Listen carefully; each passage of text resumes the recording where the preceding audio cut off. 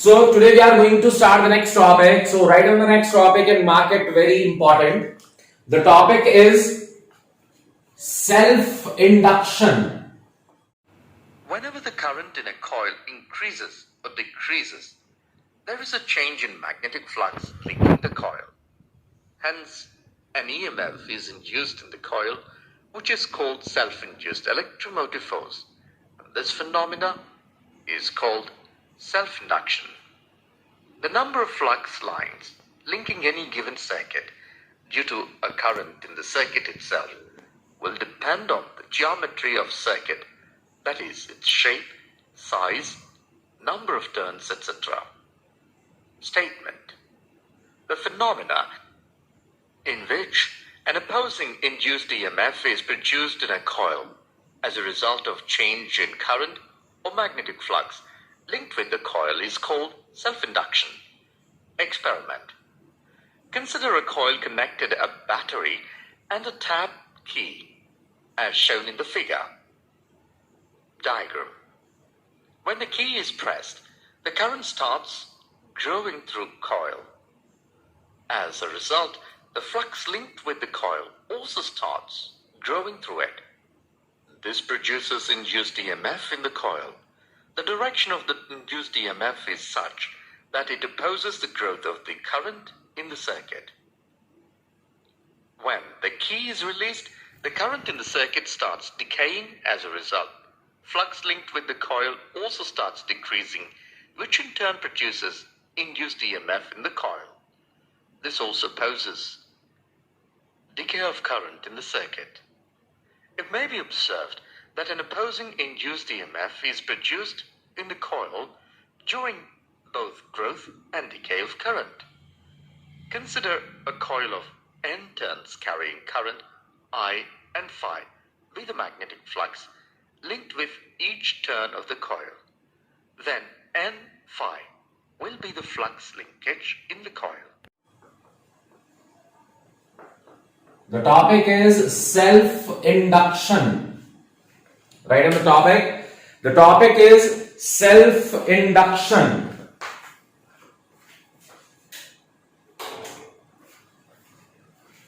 Topic is self induction. So right down. पहले जल्दी से डेफिनेशन लिखोगे और फिर इसको डिस्कस करते हैं. बेटा सेल्फ इंडक्शन के बेस पर बहुत सारे कॉन्सेप्चुअल्स हैं. दो टॉपिक हमने पढ़ने हैं आज और कल. One is the self induction and second is the mutual induction. So पहले जल्दी से डेफिनेशन लिखोगे फिर उसको डिस्कस करते हैं, उसको एक्सप्लेन करता हूं. So right down. Self induction is the property. Underline करना, this is the property. Self induction is the property of a coil. Coil की एक प्रॉपर्टी है बेटा. This is the property of a coil. Self induction is the property of the coil due to which the coil oppose.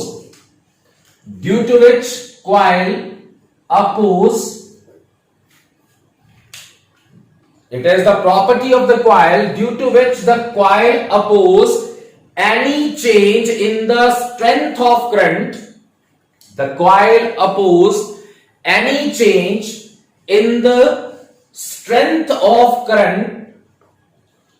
Oppose any change in the strength of current by introducing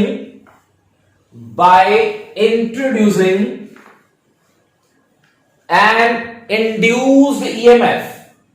By introducing an induced EMF in itself. Listen very carefully about the statement again. आपने लिखा कि self induction is the property of the coil. ये coil की property है.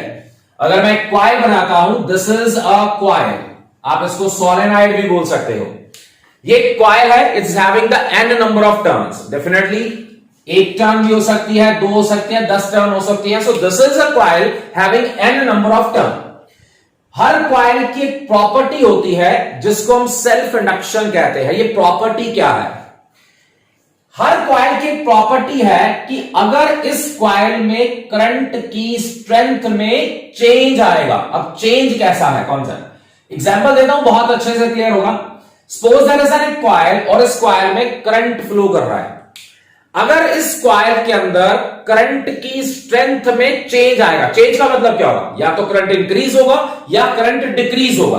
अब जल्दी से पहले लेक्चर को माइंड में ले आओ। अगर मैं क्या बोल रहा हूं, अगर करंट की स्ट्रेंथ में चेंज आएगा, अगर आई चेंज होगा तो क्या बी चेंज होगा, बी चेंज होगा तो क्या फ्लक्स चेंज होगी, फ्लक्स चेंज होगी तो क्या बनता है, ईएमएफ बनता है। और आपको पता है the direction of induced EMF according to the Lenz law is such that it always opposes the reason that produces it. एक चीज और याद करवाई थी आपको कि अगर करंट इंक्रीज होगा, बी इंक्रीज होगा, फ्लक्स इंक्रीज होगी, तो इंड्यूस ईएमएफ और इंड्यूस करंट बनेगा जो उसको अपोज करने के लिए ऑपोजिट डायरेक्शन में फ्लो करेगा। याद करो, जब इंक्रीज होता है तो ऑपोजिट डायरेक्शन में, और जब डिक्रीज होता है, बोलना क्या होता था डिक्रीज में, यस जब डिक्रीज होता है तो करंट फ्लो करता है in the same direction in order to oppose that part. जल्दी से दोबारा बात करते हैं। एक कॉइल है, उस कॉइल में करंट इंक्रीज हुआ, जैसे ही करंट इंक्रीज हुआ उस कॉइल में मैग्नेटिक फील्ड इंक्रीज हुई, फील्ड इंक्रीज हुई तो फ्लक्स इंक्रीज हुई, फ्लक्स इंक्रीज हुई मतलब चेंज हुई, तो उस कॉइल के अंदर एक इंड्यूस ईएमएफ बना। उस इंड्यूस ईएमएफ ने क्या करना है, उस इंक्रीज्ड करंट को रोकने के लिए एक इंड्यूस करंट और इंड्यूस ईएमएफ बनाना है इन द ऑपोजिट डायरेक्शन, जो हम पहले लेक्चर से पढ़ते आए हैं। That is also called as a Lenz law. Self induction क्या है, ये कॉइल की प्रॉपर्टी है दैट दिस कॉइल अपोज करती है any strength, any change in the strength of current. अगर इस कॉइल में आई करंट फ्लो कर रहा था, अगर ये करंट इंक्रीज हो, अगर ये करंट डिक्रीज हो, तो एक कॉइल जो होती है ये इसको मैनेज करना जानती है। मैनेज कैसे करती है, अगर ये करंट इंक्रीज हो रहा है कॉइल के अंदर, तो ये कॉइल क्या करेगी, अपने अंदर एक इंड्यूस ईएमएफ और इंड्यूस करंट बनाएगी जो इस इंक्रीज्ड करंट को रोक लेगा, उस इंक्रीज्ड करंट को बैलेंस करेगा। अगर इसी कॉइल के अंदर करंट डिक्रीज होगा तो कॉइल इसको भी मैनेज करना जानती है। वो क्या करती है, वो अपने अंदर एक इंड्यूस ईएमएफ, इंड्यूस करंट बनाकर उस डिक्रीज पार्ट को, कैन वी से दैट जब इंक्रीज होता है तो उसको डिक्रीज कर दिया जाता है, जब डिक्रीज होता है तो सेम डायरेक्शन में करंट अप्लाई कर दिया जाता है। एक बार और चेक करो, ध्यान से देखना इसको। सपोज करते हैं कि आई करंट इस डायरेक्शन में मूव कर रहा था, चेक कर रहा ध्यान से, आई करंट मूव कर रहा था इस कॉइल के अंदर। क्या हुआ, एकदम से ये करंट आई इंक्रीज हो गया। सोचना ध्यान से, अगर करंट इंक्रीज हुआ तो मैग्नेटिक फील्ड इंक्रीज होगी, उससे फ्लक्स इंक्रीज होगी, फ्लक्स इंक्रीज होने से ईएमएफ बना according to the formula minus D phi by D t. वहां पर जो ईएमएफ बना, उस ईएमएफ ने इसको अपोज करने के लिए, ध्यान से देखना क्या करा, ऑपोजिट डायरेक्शन में करंट बनाया, और उस करंट को हम क्या बोलेंगे, this is called as the induced current. क्यों बनाया, क्योंकि करंट क्या हो रहा था, इंक्रीज, करंट इंक्रीज होने से फ्लक्स इंक्रीज हो रही थी, ईएमएफ बन रहा था, और ईएमएफ हमेशा उसी को अपोज करता है जो उसको बनाता है। इसलिए अगर करंट इस डायरेक्शन में इंक्रीज हो रहा था तो इस कॉइल ने अपने आप को बचाने के लिए ऑपोजिट डायरेक्शन में अपना हेल्पर भेजा, that is called as induced current. और ये करंट इस करंट को अपोज करके अपने अंदर करंट की चेंज हुई स्ट्रेंथ को बैलेंस करेगा। अगर करंट प्रॉपरली चल रहा है कोई प्रॉब्लम नहीं, सोचो ध्यान से। अगर ये करंट स्टेडी होता तो क्या ईएमएफ बनता, the answer is no. Reason, अगर करंट स्टेडी रहता, ना बी चेंज होता, ना फ्लक्स चेंज होती, और ना ही ईएमएफ बनता। प्रोसेस क्या था कि एकदम से, आपको पता है कि घर में अप्लायंसेस जो होते हैं, अगर एकदम से करंट बढ़ जाए या एकदम से करंट कम हो जाए तो अप्लायंसेस खराब हो जाते हैं, पता है सबको। उन अप्लायंसेस को बचाने के लिए कॉइल्स लगाई जाती है, इंडक्टर्स लगाए जाते हैं। इंडक्टर जस्ट लाइक याद करवा लो, याद कैपेसिटर पढ़ा था, capacitor is a device, capacitance is it's property.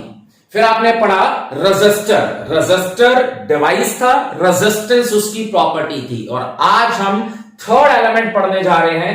मैंने आपको पहले रिकॉल करवाया था, बताया था कि पूरी की पूरी first book depend upon the three elements, one is R, second is C and third is L.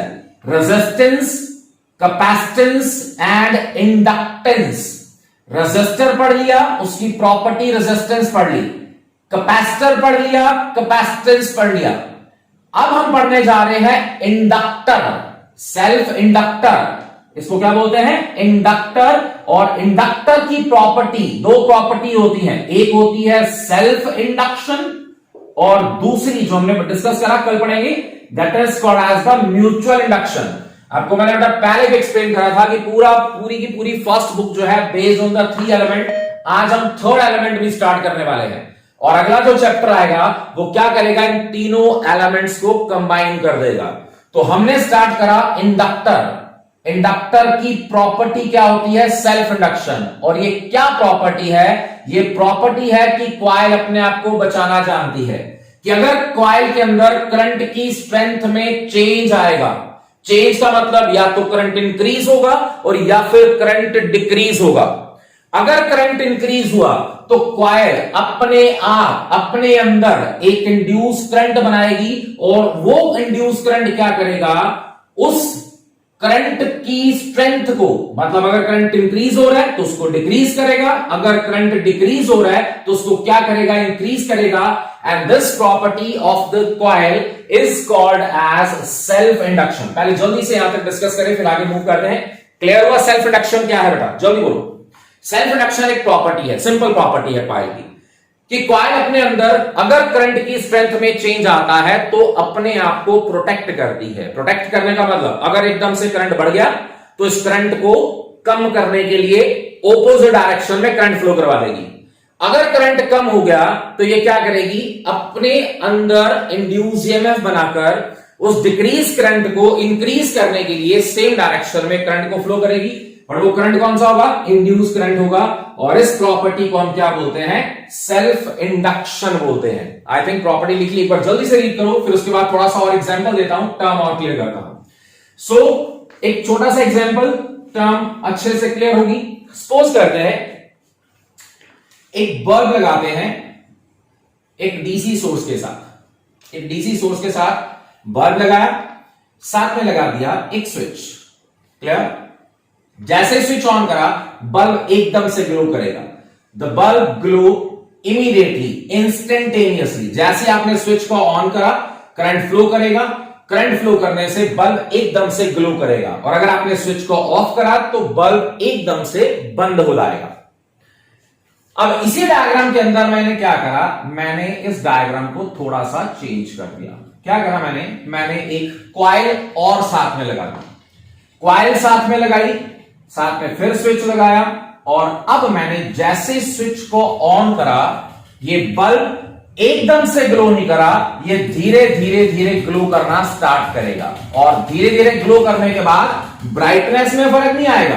Brightness वो इंस्टेंटेनियस ब्राइट हो गया था, ये धीरे धीरे कर कर ब्राइट हो रहा है और फाइनली ये उतना ही ब्राइट होगा जितना पहले वाला था। दूसरा स्टेप, जैसे मैंने स्विच को बंद करा, स्विच को बंद करने में इस केस में क्या था? बल्ब एकदम से बंद हुआ। बट इन दिस केस क्या होगा? जो बल्ब है उसका ग्लो धीरे धीरे रिड्यूस होगा और फाइनली जो बल्ब होगा वो बंद हो जाएगा। सोचो ऐसा क्यों हुआ? वो हुआ इस कॉइल के कारण। क्या हुआ? इस केस में क्या था? या तो करंट एकदम से बढ़ा या करंट एकदम से कम हो गया। बट इस केस में ऐसा नहीं हुआ। इस केस में क्या हुआ? जैसे मैंने स्विच को ऑन करा एकदम से करंट कॉइल के अंदर क्या हो रहा था? इंक्रीज हुआ। जैसे एकदम से करंट इंक्रीज हुआ, इस कॉइल ने अपने आप को बचाने के लिए क्या करा? इस इंक्रीज करंट को, दोबारा बोलना, अगर करंट एकदम से इंक्रीज होगा, बी इंक्रीज होगा, फ्लक्स इंक्रीज होगी। यस, सो ईएमएफ इंड्यूस होगा और ईएमएफ और इंड्यूस करंट जो करेगा इसको रोकने के लिए उसने क्या करा? ऑपोजिट डायरेक्शन में करंट लगा दिया। अब सबके माइंड में क्या आता है? तो फिर बल्ब डेफिनेटली एकदम से ग्लो, मतलब अगर करंट इंक्रीज करंट को इसने रोक लिया तो उतना स्पीडली करंट, उतना इंक्रीज करंट वहां नहीं जा पाया। फिर थोड़ी देर के बाद, सोचो सभी और मुझे आंसर दोगे, तो थोड़ी देर के बाद ये बल्ब फिर प्रॉपरली ग्लो कैसे करने लग गया, मतलब अब करंट प्रॉपर जाना शुरू हो गया। क्यों हुआ? डिक्रीज हो जाएगा सर सेम यस, जब करंट पूरा इंक्रीज हो जाएगा, मतलब सपोज यहां से 10 एम्पियर करंट आया, एकदम से 10 एम्पियर जा रहा था, अगर वो 10 एम्पियर रिड्यूस हुआ थोड़ा सा, 7 हुआ, फिर वापस 8 होगा, 9 होगा, 10 होगा। पॉइंट क्या आता है, जब करंट एक बार स्टेडी स्टेट में आ जाएगा, यहां पर एकदम से करंट इंक्रीज हुआ, थोड़ी देर के बाद करंट सेटल होता है। सेटल का मतलब अपनी नॉर्मल वैल्यू में आता है। आप स्विच को ऑन करते हो या ऑफ करते हो, जैसे ही ऑन करते हो स्विच, एकदम से करंट भागता है। अगर आप ऑफ करते हो, एकदम से करंट वापस आता है। ये करंट स्विच का ऑन होना और स्विच का ऑफ होना, जैसे स्विच ऑन करते हो और ऑफ करते हो, ध्यान से सुनना बेटा ये बेसिक, जैसे स्विच को ऑन करते हो और ऑफ करते हो, तभी इस कॉइल की प्रॉपर्टी एग्जिस्ट करती है। 1 मिनट के बाद या आधे मिनट के बाद जब आपने स्विच को ऑन करके छोड़ दिया, तो सेल्फ इंडक्शन का काम बंद हो जाता है। दिमाग लगाओ ऐसा क्यों हुआ? कैन वी से दैट जैसे स्विच ऑन करा, एकदम से करंट इंक्रीज हुआ, करंट इंक्रीज हुआ, करंट इंक्रीज होगा, फ्लक्स चेंज होगी, फ्लक्स चेंज होने से ईएमएफ बनेगा। अपोज करने के लिए ऑपोजिट डायरेक्शन में करंट लगाएगा। उसके बाद करंट स्टेडी हो जाता है। जैसे ही करंट स्टेडी हो गया, अगर करंट स्टेडी हुआ, अभी क्या बना, स्टेडी हुआ, फील्ड चेंज नहीं होगी, फ्लक्स चेंज नहीं होगी, ईएमएफ नहीं बनेगा, और ये करंट का प्रोसेस, इस कॉइल की प्रॉपर्टी खत्म। दूसरी बात, जैसे स्विच को ऑफ करा, एकदम से करंट कॉइल में क्या होगा, डिक्रीज होगा। डिक्रीज होगा तो क्या होगा, सोचो। एक बहुत इंपॉर्टेंट एग्जांपल दूंगा, बहुत अच्छे से समझ आ जाएगा। फैन को ऑन करते हो, जब आप फैन को ऑन करते हो, इनिशियली फैन धीरे मूव करता है, क्लियर, और धीरे बाद में क्या होता है, फैन अपनी प्रॉपर पोजीशन लेना। Definitely it is also called as inertia, 11 के अंदर पढ़ा था। But self induction is the inertia of electricity. क्या बोला मैंने, बहुत इंपॉर्टेंट लाइन बोली है, अगर किसी ने समझ लिया हो उस पॉइंट को। आप 11th में पढ़ते थे, चलो 11th के टॉपिक पे आते हैं। आप पढ़ते थे F is equal to m में, याद है? आप लिखते थे कि mass is the measure of its inertia, more is the mass, more is the inertia. ये आपने 11th के अंदर पढ़ा था। इसके बारे में किसी को अगर बहुत डिटेल में डिस्कस करना हो तो मेरे से इंडिविजुअली डिस्कस करेगा। फिलहाल मैंने क्या बोला, जैसे मैंने फैन को ऑन करा, फैन को जब ऑन करते हैं तो पहले इनिशियली वो धीरे चलता है, और देन वो क्या होता है, अगर सोचो ये फैन के अंदर भी इंडक्शन कॉइल होती है, मोटर के अंदर भी इंडक्शन कॉइल होती है, जनरेटर के अंदर भी इंडक्शन कॉइल होती है। किसी ने ध्यान दिया हो, अगर जनरेटर ऑन करो, सपोज आपने जनरेटर ऑन करके बल्ब को जलाना है, आपने कभी ध्यान दिया हो, जब जनरेटर ऑन हो रहा होता है, स्टार्ट हो रहा होता है, तो धीरे धीरे बल्ब ऑन होता है, और जब जनरेटर को आप ऑफ करते हो तो बल्ब एकदम से ऑफ नहीं होता है। ना तो बल्ब एकदम से ऑन होता है और ना ही बल्ब एकदम से ऑफ होता है, क्योंकि जनरेटर के अंदर लगी होती है इंडक्शन कॉइल, इंडक्टर लगा होता है। जैसे ही करंट इंक्रीज होना होता है, वो स्टेप वाइज इंक्रीज होता है, and when it attains the maximum value, इस इंडक्टर का काम खत्म हो जाता है। सिमिलरली जब आप जनरेटर को ऑफ करते हो, बल्ब एकदम से बंद नहीं होता है, वो धीरे धीरे बंद होता है। फैन एकदम से ऑफ नहीं होता है, क्योंकि फैन के अंदर भी इंडक्शन कॉइल है। जैसे आपने स्विच ऑफ करा, सोचो अगर इंडक्शन कॉइल ना होती तो क्या होता है, इनर्शिया का पार्ट तो है डेफिनेटली इसके अंदर है। अगर आप इंडक्शन ना होता, इंडक्टर कॉइल ना होती, आप फैन को ऑन करते एकदम से फास्ट होता, अगर आप ऑफ करते तो एकदम से ये बंद हो जाता, ऐसा नहीं होता। और एग्जांपल देता हूं, ट्यूब्स। आपको पता है जब हम ऑन करते हैं तो ट्यूब जो होती है, पहले वो धीरे धीरे फ्लैश करती है और फिर वो ऑन हो जाती है, ऐसा होता है। अब पॉइंट क्या आता है, हर ट्यूब के अंदर एक इंडक्टर लगा होता है, और एक्सप्लेन करते हैं, उसको चोक कॉइल बोलते हैं। ऐसे कौन सा बच्चा जिसको पता हो चोक कॉइल क्या होती है? हर ट्यूब के साथ एक चोक कॉइल लगी होती है, पता है नहीं पता? अरे आप जल्दी बताना। हर ट्यूब के साथ एक चोक कॉइल लगी होती है। कॉइल जब मैंने वर्ड यूज कर लिया, मतलब इसको क्या बोलते हैं, हर ट्यूब के साथ एक इंडक्टर लगा होता है। घर में ट्यूब लगी होगी, ट्यूब के साथ एक डिवाइस लगा होगा, नहीं है तो अपने पेरेंट्स से पूछना, उनको पता होगा कि वहां उसको बोलते हैं चोक कॉइल। वो चोक कॉइल कुछ नहीं है, वो एक इंडक्टर है। जैसे हम स्विच ऑन करते हैं, स्विच ऑन करते ही एकदम से करंट इंक्रीज होता है, अगर ये डायरेक्ट इंक्रीज्ड करंट बल्ब या ट्यूब्स पर जाए तो उसको डैमेज कर सकता है, उसको खराब कर देता है। तो हमें क्या चाहिए होता है कि एकदम से इंक्रीज्ड करंट ना तो बल्ब के पास जाए, ना ट्यूब के पास जाए, या अप्लायंसेस के पास करंट डायरेक्ट ना जाए, एकदम से ना जाए। इसलिए क्या कर दिया गया, हर इलेक्ट्रिक अप्लायंसेस के पास के साथ एक इंडक्टर लगा दिया गया, जिसको इंडक्टर बोलते हैं, जिसकी प्रॉपर्टी को हम सेल्फ इंडक्टेंस बोलते हैं। पॉइंट क्या था, एकदम से जब करंट इंक्रीज होगा तो एक कॉइल पहले उसको रोकेगी, उसको बैलेंस करेगी, स्टडी करेगी और फिर अप्लायंस के पास जाने देगी। सिमिलरली जब आप स्विच को ऑफ करते हो एकदम से करंट बंद नहीं होगा। क्या होगा, अगर एकदम से करंट डिक्रीज होगा तो इंड्यूस करंट उसको क्या करेगा, अपोज करने के लिए सेम डायरेक्शन में करंट लगाएगा और उसको स्टेप वाइज रिड्यूस करेगा। अगर इंस्टेंटली करंट अप्लायंसेस के पास जाए या वहां से रिमूव हो जाए तो वहां उन अप्लायंसेस जो अप्लायंसेस होते हैं वो खराब हो जाते हैं। तो इन अप्लायंसेस को प्रोटेक्ट करने के लिए उनके अंदर एक कॉइल लगाई जाती है जिसको हम इंडक्टर बोलते हैं, और उसकी प्रॉपर्टी जो है बेटा, that is called as a self induction. बहुत सारी ऐसी एग्जांपल्स आती हैं, कभी आपने देखा हो एकदम से स्विच ऑफ करते हो तो स्पार्किंग होती है। बट ये सारे ऐसी चीजें हैं जो डेली लाइफ में होती हैं, बट हम उसको रिकॉग्नाइज नहीं करते, उसको ऑब्जर्व नहीं करते हैं। कभी किसी बच्चे ने देखा हो एकदम से स्विच ऑफ करते हो तो स्पार्क होती है, वो स्पार्क का रीजन भी इंडक्टर होते हैं। जैसे आपने स्विच को एकदम से ऑफ करा, ऑफ करने से एकदम से सर्किट में करंट डिक्रीज होता है। जितनी स्पीडली करंट डिक्रीज होगा, सोचो, जितनी स्पीडली करंट डिक्रीज होगा, डिक्रीज का मतलब जितनी स्पीडली करंट चेंज होगा उतनी स्पीडली फ्लक्स चेंज होगी, जितनी स्पीडली फ्लक्स चेंज होगी उतनी स्पीडली ईएमएफ और इंड्यूस करंट बनता है। क्योंकि आपको पता है E is equal to minus d∅dt, it is the rate of change of flux is called as the EMF. बेटा ये सारी की सारी जो है वो डेली लाइफ एग्जांपल्स हैं जो हम यूटिलाइज करते हैं। Now we are going to take the cases, दो केस हम यूटिलाइज करते हैं। तो फर्स्ट केस में हम क्या शो करते हैं कि एक कॉइल है जिसकी प्रॉपर्टी है सेल्फ इंडक्शन। सेल्फ का मतलब अपने आप को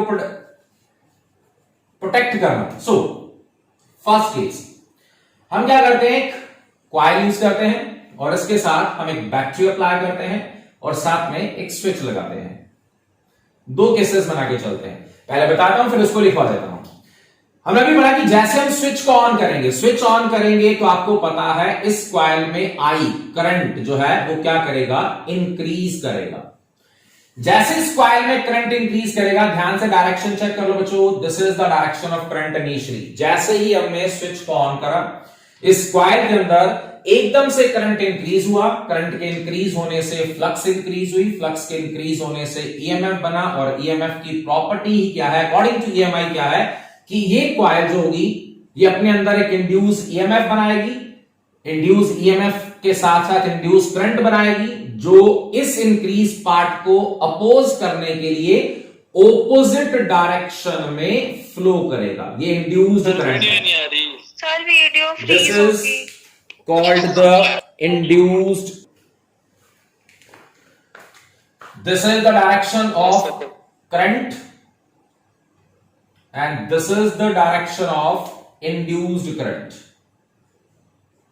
So both are in the opposite direction. Current increase हो रहा है क्योंकि हमने स्विच को ऑन करा, तो उस करंट की स्ट्रेंथ को बैलेंस करने के लिए कॉइल ने अपने अंदर एक इंड्यूस करंट बनाया जिसने उस इंक्रीज पार्ट को अपोज करा। सो जल्दी से लिखोगे इस पर, फर्स्ट पॉइंट बनाओगे, when the switch is on, when we switch on the circuit, like लिख सकते हो, when we switch on the circuit, when we switch on या we switch on the circuit, the current through the coil increases। जब हमने switch on करा, then the current through the coil increases, then the current through the coil increases, current through the coil increases, then according to EMI,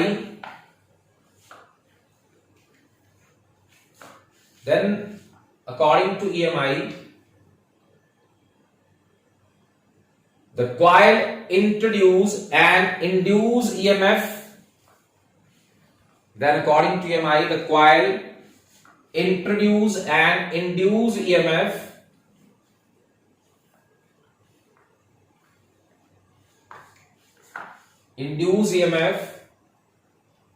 to oppose this current,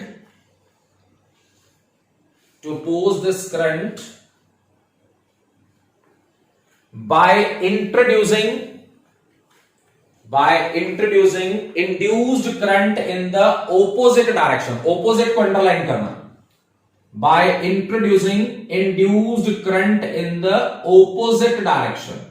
Once again, जब हम switch को on करेंगे, coil के अंदर current increase करेगा. Current increase करने से, वैसे सुन लो, लिखना नहीं है शायद, करंट इंक्रीज करने से फ्लक्स इंक्रीज होगी. फ्लक्स इंक्रीज होने से ईएमएफ बनेगा, और ईएमएफ क्या करेगा, इस करंट को अपोज करने के लिए ऑपोजिट डायरेक्शन में इंड्यूस करंट फ्लो करवाएगा. दूसरा पॉइंट ध्यान से देखना, समझो.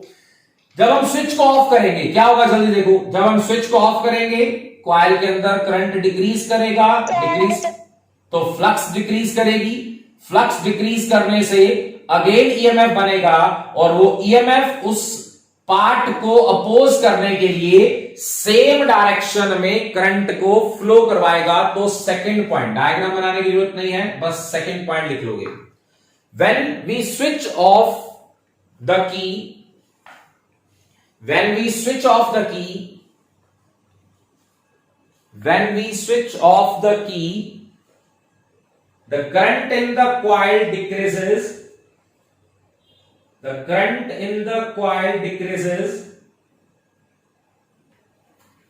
So magnetic flux through the coil decreases.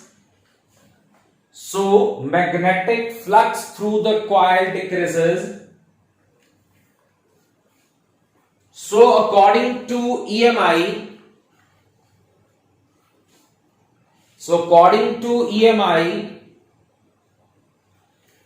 an induced EMF produced in the coil,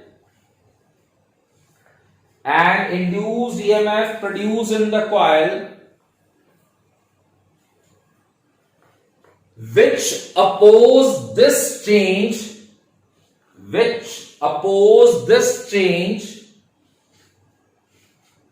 by introducing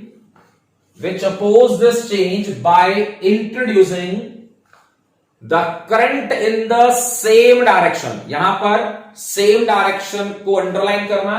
first part में था ऑपोजिट डायरेक्शन, और इस पार्ट में रहेगा same direction. Once again, when the switch is off, current in the coil decreases, magnetic flux through the coil decreases, then according to EMI, an induced EMF F produced in the coil, which oppose this change by introducing the induced current in the same direction. उसमें था opposite direction. एक छोटा सा point बताता हूं, आपकी book के अंदर लिखा होगा दो केसेस बनते हैं, मेक और ब्रेक. ध्यान से मुझे देखकर बताना, मेक और ब्रेक कब होगा. ब्रेक कब होगा, ब्रेक का मतलब अपोज करना. ब्रेक कब होगा, जब हम स्विच को ऑन करते हैं, क्योंकि ब्रेक का मतलब करंट इंक्रीज हो रहा है. जब ऑपोजिट डायरेक्शन में करंट फ्लो करता है तो उसको ब्रेक बोलते हैं. मतलब करंट इस डायरेक्शन में जा रहा था, उसको रोकने के लिए, जब हम किसी चीज को रोकना होता है तो हम ब्रेक लगाते हैं, तो उसको रोकने के लिए ऑपोजिट डायरेक्शन में जब करंट फ्लो करता है तो उसको ब्रेक बोलते हैं. मेक कब होता है, सोचो, जब करंट डिक्रीज हो रहा है तो उसको बचाने के लिए सेम डायरेक्शन में हम क्या करते हैं, करंट इंड्यूस करवाते हैं, तो उसको क्या बोलते हैं, मेक बोलते हैं. मतलब जब आपने फर्स्ट पॉइंट लिखा वहां पर आएगा ब्रेक, और जो सेकंड पॉइंट लिखा वहां पर क्या आएगा, break. So I think this part is clear to all of you. आगे देखते हैं. जो फाई होता है, जो फ्लक्स होती है, that is directly proportional to I. सबको पता है, करंट बढ़ेगा तो फील्ड बढ़ेगी, फील्ड बढ़ेगी तो फ्लक्स बढ़ेगी. So phi is equal to L into I. याद करो, कैपेसिटेंस C से होता था, रेजिस्टेंस R से होता था, और अब बात कर रहे हैं इंडक्टेंस की, जिसको हम L से रिप्रेजेंट करा करेंगे. This is called coefficient of self induction. Topic का नाम है सेल्फ इंडक्शन.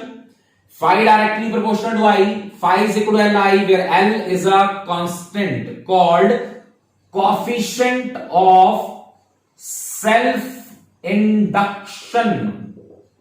आप इसको सेल्फ इंडक्टेंस भी बोल सकते हो। बेटा दोनों में डिफरेंस क्लियर करना, सेल्फ इंडक्शन नहीं बोल रहा हूं, सेल्फ इंडक्टेंस। या तो आप इसको लिखा करोगे एल को कॉफिशिएंट ऑफ सेल्फ इंडक्शन, या इसको लिखा करोगे सेल्फ इंडक्टेंस, या आप इसको सिर्फ भी इंडक्टेंस बोल सकते हो। सो एक नया कांस्टेंट और पढ़ लिया। सी कांस्टेंट पहले पढ़ा था कैपेसिटेंस, आर पढ़ा था रेजिस्टेंस, और आज हमने पढ़ा एल स्टैंड्स फॉर इंडक्टेंस। और अगले चैप्टर में इन्हीं तीनों फैक्टर्स को कंबाइन करेंगे। मतलब अगला जो चैप्टर है, जिन बच्चों ने पहले वाले सारे चैप्टर, अगर आपको रेजिस्टेंस के बारे में नहीं पता, कैपेसिटेंस के बारे में नहीं पता, एल के बारे में नहीं पता, तो डेफिनेटली अगला जो चैप्टर उसके बारे में कुछ भी समझ नहीं आ सकता। सो ये थर्ड प्रॉपर्टी आज हमने कंप्लीट करी। This is the property of the coil called as the induction, और उसका जो कांस्टेंट है that is called as the coefficient of self induction. इसको सेल्फ इंडक्टेंस भी बोलते हैं और इसको इंडक्टेंस भी बोलते हैं। जल्दी से यहां पे कंप्लीट करो, फिर ईएमएफ फाइंड आउट करते हैं। So as we know, phi directly proportional to I, phi is equal to Li, where L is a constant called as a coefficient of the self induction. इसको self inductance बोलते हैं, इसको inductance भी बोलते हैं। आगे देखो, हमें पता है E का फॉर्मूला होता है minus D phi by D T. E is equal to minus D by D T of, बेटा फाई कितना है, फाई के according phi is equal to L into I. बेटा L तो कांस्टेंट है, माइनस है, एल बाहर निकाल दिया, अंदर क्या आ गया, D I upon D T. अब इसके बाद टॉपिक्स न्यूमेरिकल्स इस फॉर्मूले के बेस पर, that is EMF E is equal to minus L D I by D T. जल्दी से यहां तक कंप्लीट करो। So E is equal to minus L D I by D T. E is equal to minus L D I by D t.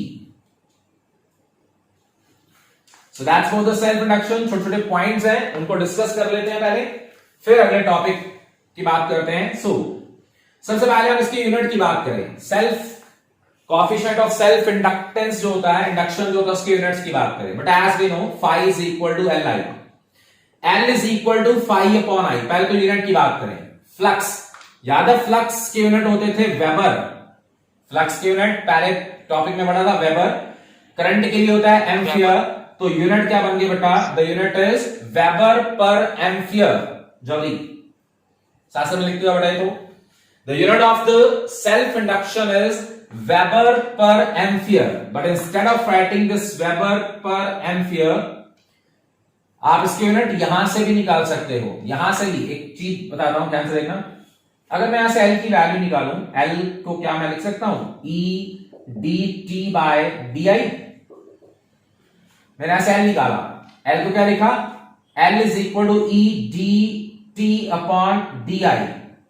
बेटा EMF is simply the voltage, V हो गया, V into D T upon D I. बेटा EMF is nothing, simply the potential difference between the two electrode.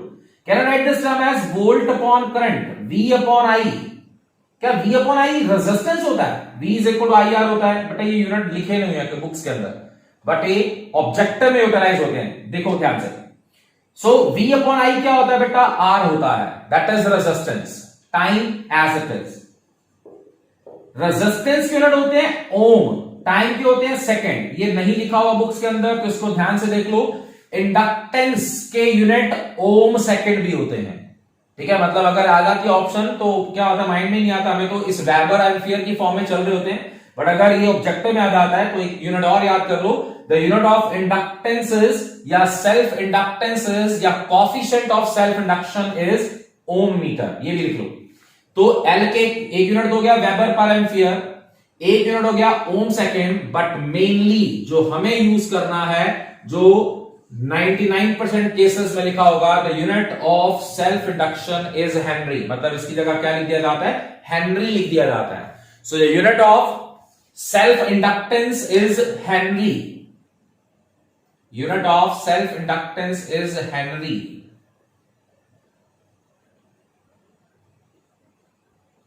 Unit of self induction is Henry. 1 mark का question कई बार आ चुका है, check करना बेटा। ये फॉर्मूला वापस लिख रहा हूं।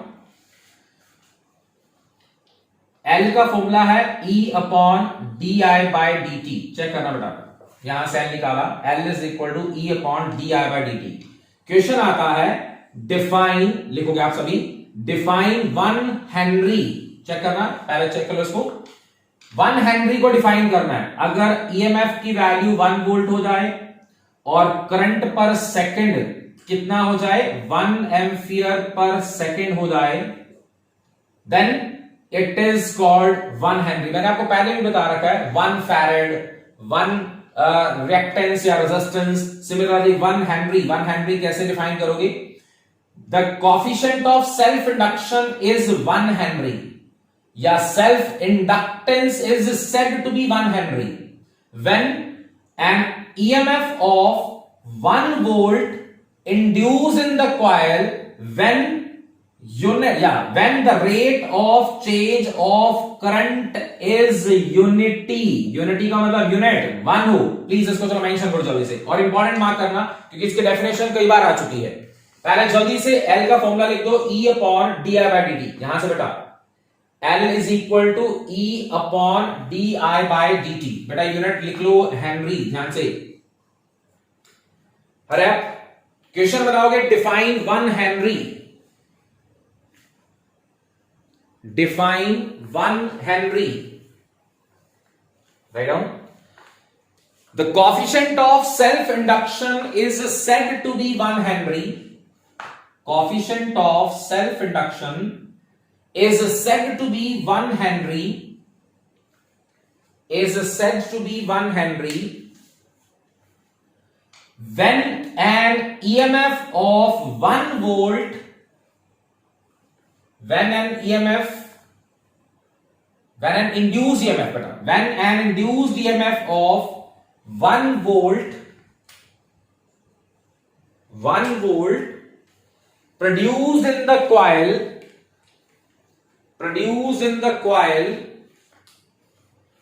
when the rate of change of current is unity, when the rate of change of current is unity।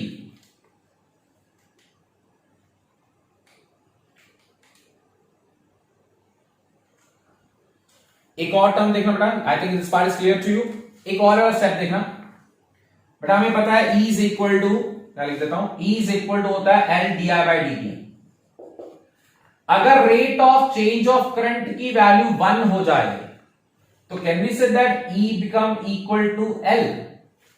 Term आ जाती है कि the coefficient of self induction is numerically equal to the EMF induced in the coil when the rate of change of current in the coil is unity. ये भी mention करो, लिखो दोबारा formula. As we know E is equal to L D I by D T. E is equal to L di by dt। Condition लिखना, if di upon dt is equal to 1, if di by dt is equal to 1 तो लिख दो E is equal to L, then E is equal to L coefficient, or write down coefficient of self induction, coefficient of self induction, that is L, is numerically equal to induced EMF, is numerically equal to induced EMF in the coil, is numerically equal to induced EMF in the coil when the rate of change of current is unity, when the rate of change of current is unity। So I think this part is clear to all of you। ये जितने भी इसके साथ छोटे छोटे कॉन्सेप्चुअल्स थे बेटा वो सारे हमने डिस्कस कर लिए। 1 farad L is equal to E या उसके यूनिट्स की बात हो रही थी, वो सारा का सारा term as it is utilize कर दिया। अब एक कॉमन टॉपिक पे वापस आते हैं। पहले चैप्टर में कैपेसिटर पढ़ा था, capacitor in series, capacitor in parallel. फिर आपने रेजिस्टर पढ़ा, resistors in series and resistors in parallel. And now we are going to discuss the topic inductors in series and inductors in parallel. पहले सभी ध्यान से board पे देखोगे, check करोगे, फिर उसके बाद लिखना आपने। तो सीरीज पार्ट आ गया। ये सिंबल था कैपेसिटर का, पढ़ लिया सबने। ये सिंबल था रेजिस्टर का, और ये अब सिंबल बना दिया मैंने इंडक्टर का। Capacitor property capacitance, resistor property resistance, inductor property inductance. तो अब हमें 3 या 2 या जितने भी इंडक्टर्स हैं हमारे पास, और हमें क्या करना है, इनको सीरीज में लगाना है। Just like this is the first inductor, second inductor, third inductor. ये 3 इंडक्टर बनाए, and then they are connected with a battery and a switch भी अप्लाई करना है या नहीं करना, doesn't matter.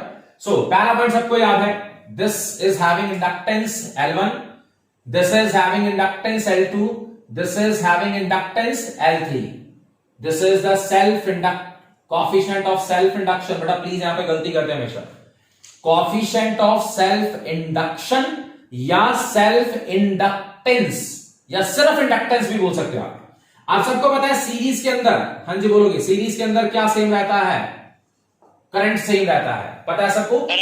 Yes, current same रहता है। याद होगा सीरीज के अंदर net potential is equal to sum of individual potential होता था, बट अब पोटेंशियल की बात नहीं करोगे, आप ईएमएफ की बात करोगे। The net EMF is equal to sum of individual EMF, that is E is equal to E1 plus E2 plus E3। अभी हमने फॉर्मूला पढ़ा ई का, क्या होता है, it is L di by dt। आप माइनस भी यूज कर सकते हो, कोई प्रॉब्लम नहीं है। ध्यान से मुझे बताना क्या लिखना है। E को लिख दिया मैंने minus L di by dt, E1 को लिखूंगा मैं minus L1 di by dt। Why di by dt again, क्योंकि करंट क्या रहता है बच्चों, कांस्टेंट रहता है। E2 को क्या लिखूं, minus L2 di by dt। E3 को लिखे minus L3 di by dt। ज्यादा टाइम स्पेंड नहीं कर रहा हूं इसके ऊपर, डायरेक्ट आंसर लिख रहा हूं। It is L is equal to L1 plus L2 plus L3। Is it same as that of the resistor? Resistor भी सीरीज में R1 plus R2 plus R3 था, बट कैपेसिटर में नहीं होता था। याद करो, कैपेसिटर सीरीज में 1/C1 plus 1/C2 plus 1/C3 थे। मतलब रेजिस्टर और कैपेसिटर दोनों सेम वे में यूटिलाइज होते हैं। मतलब when the inductors are in the series, then the net inductance is equal to sum of individual inductance। जल्दी से इसको कंप्लीट करो, और करने के बाद अपने आप कंप्लीट करोगे parallel combination, that is inductors in parallel, अपने आप कंप्लीट करोगे। और आंसर तुम्हें समझ आ चुका है, आंसर आएगा उसका 1/L is equal to 1/L1 plus 1/L2 plus 1/L3। जल्दी से कंप्लीट करना। Once again, this is the series combination, so the current is same, current is constant, and net EMF is equal to sum of individual EMFs। net EMF is equal to sum of individual EMF। that's about the inductors in series combination। जल्दी complete करना बेटा, parallel भी complete कर दे। inductors in series, done बेटा। Then the inductors in parallel, बहुत easy था बेटा, खुद भी ट्राई कर सकते हो, कोई प्रॉब्लम नहीं है। पैरेलल में डायग्राम चेक कर लो। This is the first inductor, second inductor and the third one. ये 3 इंडक्टर है बच्चे, connected in the parallel combination, connected with a battery। in the parallel combination सबको पता है EMF सेम रहता है। this is inductor having inductance L1, L2, L3। और आपको पता है in the case of parallel combination जो करंट होता है वो स्प्लिट होता है, I1, I2 और I3, और वापस करंट कितना बन जाता है, I बन जाता है। तो in the parallel combination as we know, I is equal to I1 plus I2 plus I3। हाँ जी बच्चों, E का फॉर्मूला था minus L di by dt। हम पहले क्या करते हैं, differentiated with respect to t, t के विद रिस्पेक्ट डिफरेंशिएट कर देते हैं। So can write it as di by dt, di1 by dt, di2 by dt और di3 by dt। हाँ जी बेटा, अब di by dt बोलो, यहां से क्या होता है? di by dt होता है minus e by l। So I am putting the value here, minus e by l minus e by l1। बेटा ईएमएफ सेम रहता है, दैट्स व्हाई e यूज कर रहा हूं, minus e by l2 minus e by l3। so by utilizing this one we got the answer, that is 1 by l is equal to 1 upon l1 plus 1 upon l2 plus 1 upon l3। बेटा parallel combination में EMF same रहता है और current जो होता है वो split होता है। And as we know in the case of parallel combination net current I is equal to I1 plus I2 plus I3। so that's how the third topic, that is the inductors in the parallel combination। तो आज हमने discuss करा self induction क्या है, coefficient of self induction क्या है, उसके unit के बारे में डिस्कस करा। बेटा ये मेनली आगे चैप्टर के अंदर यूटिलाइज होनी है प्रॉपर्टी। ये प्रॉपर्टी है कॉइल की कि कॉइल अपने अंदर एक इंड्यूस ईएमएफ प्रोड्यूस करती है in order to oppose the change of current. So that's what the topic, inductors in series and inductors in parallel.